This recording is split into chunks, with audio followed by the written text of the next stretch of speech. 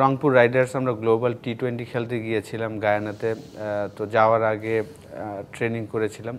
Massive improve করেছেন আসলে মুশতাক আহমেদ আসার পরে। যেহেতু আমি তার বোলিংটা খেলেছিলাম টি-20 ক্রিকেটে, তখন থেকে এখন তার বলে অনেক পেস বেড়েছে, মাশাআল্লাহ ভেরিয়েশন বেড়েছে।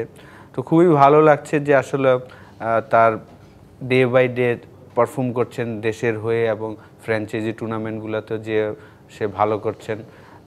আমিও বিশ্বাস করি যে সে হয়তোবা আরও ফার্স্ট ক্লাস ম্যাচ খেলে তারপরে হয়তোবা তার টেস্ট ডেবু হবে এবং একটা লেগ স্পিনার তো আমরা সবসময় খুঁজছিলাম। তো হাতুরা সিং এবং নান্নু ভাই এবং হাবিল বাশা সুমন ভাই, ওনাদের ধন্যবাদ দিব যে ওনারা তাকে ব্যাক করেছিলেন লেগ স্পিনার বানানোর জন্য ইন্টারন্যাশনাল ক্রিকেটে। তো আশা করি যে এই দুইটা ম্যাচও সে বিরাট একটা রোল তো তার থাকবেই।